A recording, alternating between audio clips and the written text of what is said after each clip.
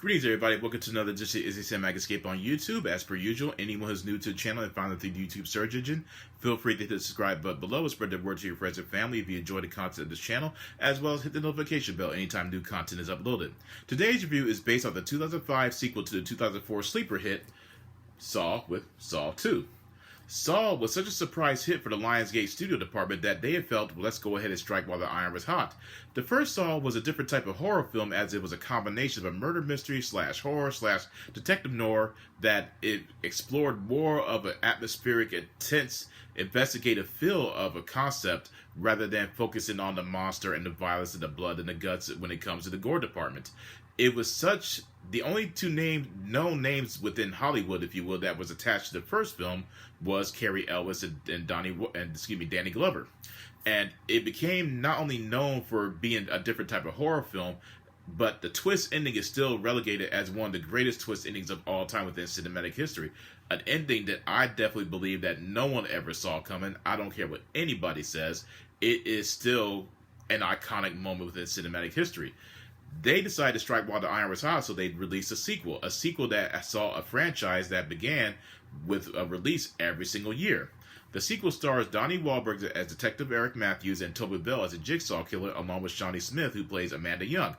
The sequel dives into a much more different territory, as I mentioned, the first film was all about the atmosphere and the intense and the suspense, whereas the sequel, directed by Darren Lynn Bousman, went into a direction of let's really try to combine the elements of a murder mystery while adding more blood, adding more gore, adding more violence, and attempted to truly create how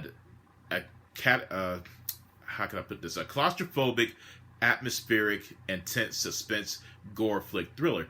This became such a huge success that, as I mentioned, it began a franchise that saw release every single year, as well as putting Darren Lynn Bousman along with Eli Roth and Quentin Tarantino as the whole Splat Pack crew, where you saw films like Hostel, Inglourious Bastards, and Cabin Fever, where it was significantly all about the blood and the guts and the gore. Needless to say, the sequel of Saw 2 was the plot is essentially Detective Eric Matthews finds himself within a torturous physical mental game with a jigsaw killer who happens to kidnap his son and places him in a dilapidated house with other criminals who share a particular history with Detective Eric Matthews. I don't know what it is with Jigsaw always placing their subjects within a dilapidated environment. Pretty substandard, if you will, but either way, that's a different type of story. What I really enjoyed about this film, from my perspective, was how you finally come face to face with the jigsaw killer, who is explaining his motivations. And while he is a sinister, twisted antagonist, you do find yourself relating to his motivations, as he views his type of test as a means of testing the resolve of those who he feels are ungrateful for their existence. So, for example, if he looks at someone who is pretending to be sick, pretend to be a cancer patient, and yet at the same time they're going about partying and living their lives while there are other people who are truly suffering, he takes it upon himself to place them in a test in order to prove their worthiness of living their life. It's hypocritical at one point, but at the same time it's understandable. He has a distaste for murderers, rapists, thieves, hypocrites, while at the same time he is pretty much exactly what they are. He is a hypocrite, he is a monster, he's a murderer, yet he doesn't see himself as one. It's a very interesting dichotomy between what we're used to in the horror department, and you have Detective Eric Matthews, played by Donnie Wahlberg, who I did not expect him to be such a talented actor, especially when compared to his brother, Mark Wahlberg. He plays the character of a corrupt, desperate, at wit's end father / detective who is desperately attempted to do everything he can to rescue his son while trying to maintain a cordial composure, knowing that his son is on the verge of a life or death situation.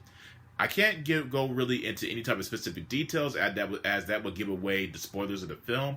But as I said in my introduction, the sequel in particular began this whole gore flick obsession, where it was all about the entertainment value, and they weren't afraid to embrace what these Saw films were. And it reminded me of a throwback I don't want to say a throwback, but it kind of is when you think about it.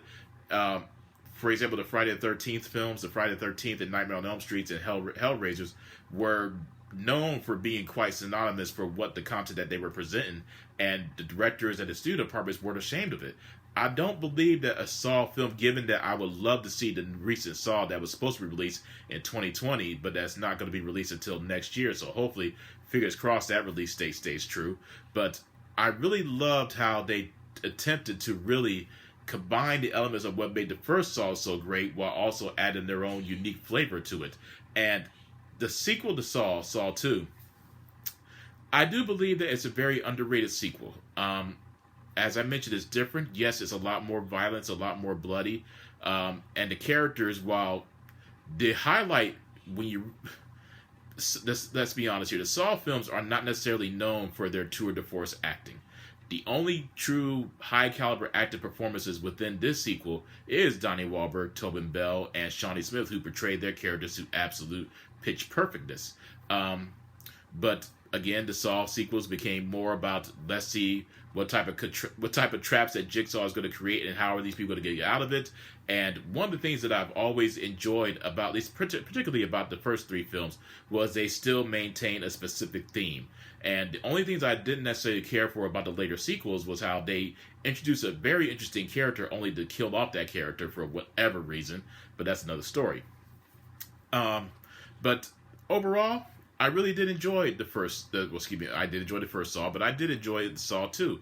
It's a very underrated sequel, very intense, very bloody, gruesome, and the twist ending, while nothing will ever replicate what the first ending managed to encompass in the process, this twist ending in particular really did set the tone, because not only were we interested within the traps that Jigsaw was going to create, but we wanted to see exactly how they were going to top the next twist ending, how they were going to top the next twist ending, what was going to happen, what new character was going to be introduced, and exactly how was everything going to be tied in.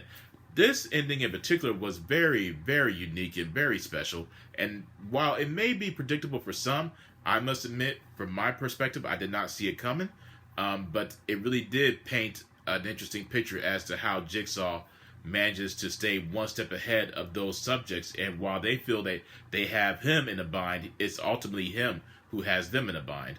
Either way, I did enjoy this sequel. I thought it was very fun. It's very unique and different, and really, once you hear the Hello Zep theme that's composed by Charlie Clouser from Nine Inch Nails, you already know that something is going to happen and it's going to surprise you regardless of how you feel about it.